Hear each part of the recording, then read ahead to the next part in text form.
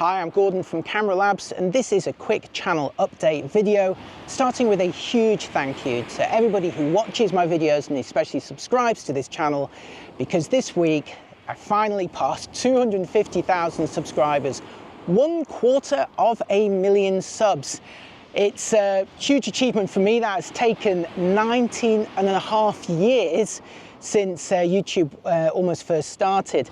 And since I started my Camera Labs brand for independently reviewing camera gear about 6 months before that, this also marks the 20th birthday of Camera Labs itself. So a big thank you to everyone who's followed me either from the start, midway, or even if you've only just found me. Thank you very much for watching and seeing what I do here. This video also gives me a chance to let you know what's coming up in the immediate future, and to also, more importantly, ask you what you would like to see from me in this channel going forward. Because when I started on YouTube almost 2 decades ago, I was really making it up as I was going along and following a model that had worked for magazines, which some of you may know I worked for actually 15 years before I started on YouTube. So I've been reviewing cameras and tech gear now for over 3 decades. What we used to do on magazines, and is still the case for most of them, is to do a kind of general approach where you cover all brands, show reports, technology, advancements, a bit of everything. And that's also a model that can work well for the biggest mainstream video or TV shows, like say Top Gear for cars. They can cover a bit of everything. And generally speaking, if you are interested in cars, you don't mind if you see a review of a Ford at one moment and a Ferrari at another. But for cameras, it's a little bit different. I feel that it worked at the start when I was literally the only choice, but now with so many people producing camera related content on YouTube, there is room to be much more specific. I mean, for example, if I'm reviewing every brand, but you're only interested in, say, Canon, then you're not going to be particularly interested when I post a review about Sony or Panasonic or Fujifilm or OM System or any of the other brands. So in a way, you set yourself up for a fail by covering all the brands, because maybe only 1 in 5 or 6 of them is going to be relevant to each person watching. Now, I know that some of you are interested in the industry as a whole, and I salute those that do, but it's not always the case. And I think that has also explained the rise of popularity of brand ambassadors who may be paid by the actual companies that they represent, but it does mean that that is their only company they're going to be talking about, or the only system they're going to be talking about. And it also means that they know that system back to front. That does give them an advantage, although on the counter side, they are often paid for, and they don't necessarily know what's going on with other systems, so they can't call out their own brand for, say, not including features that are common on others. So my question for you is to ask, what kind of reviews and content and coverage do you want to see going forward? I like to specialize in pretty in-depth testing with some real-world examples. Brighton Pier is behind me now on a nice sunny day, and I use that, as most of you know, for a distant real-life landscape subject. I think it's really important to look at those versus, say, charts at close range. They are very, very different types of subjects.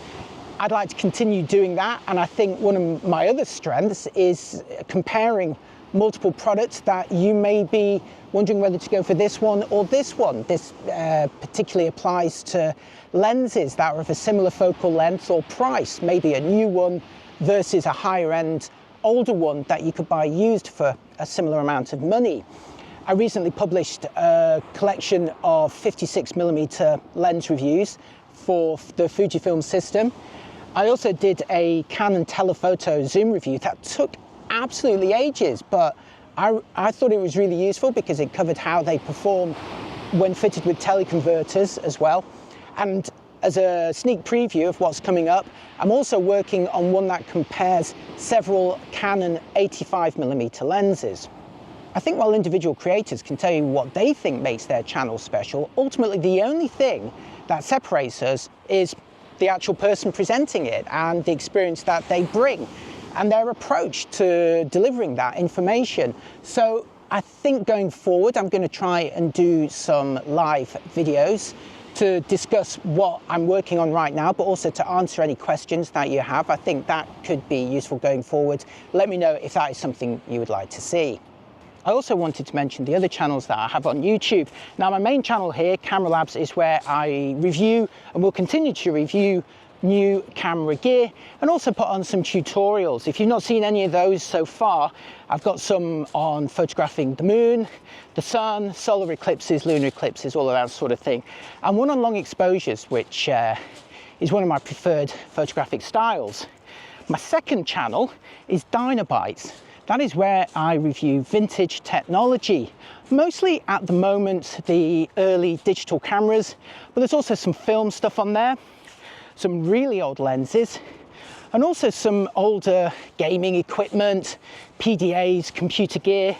Some of you may know that I used to be the editor of a computer magazine in the UK called Personal Computer World. So it was really fun actually reviewing this stuff in person when it came out and was cutting edge in the early to mid 90s. So I really like to talk about that gear that I looked at back then. Then there's my two non-technology channels, Gordon's Travel Tips and Gordon Gets Coffee, both of which do pretty much what they say on the tin. I love to travel and try to find the cheapest or most efficient or cunning ways to enjoy that. And often the information about how I do that or how to do certain things is hard to come by. There's always a well-trodden path for most tourists, but there's often a way better way of doing it. So my Travel Tips channel is all about that, presenting some alternative routes or tips or techniques that you can use to visit various places. Plus it's fun armchair travel if you're into that sort of thing. Then there's my coffee channel. As many of you know, I'm really into coffee and I love visiting the independent cafes that are equally passionate about it. So I wanted to celebrate those and make little mini reviews, mercifully short, only a couple of minutes long compared to my often longer camera reviews, where I'll show you what they're like, what kind of drinks they serve, where you can sit, can you work there, is there a toilet, Wi-Fi, AC sockets, what the general vibe is, everything you need to know when you are visiting these places. And I think that's about it for this video. Once again, I wanted to give you all a big thank you for watching my work here, and especially if you subscribe to this or any of my other channels. I really appreciate your help and I couldn't do it without you. Again, let me know in the comments what you'd like to see going forward on this and my other channels, and if you do get a chance, do check out some of those other ones. I hope that you'll enjoy them. Thanks for watching and farewell from a lovely sunny winter's morning on Brighton Beach. Bye bye.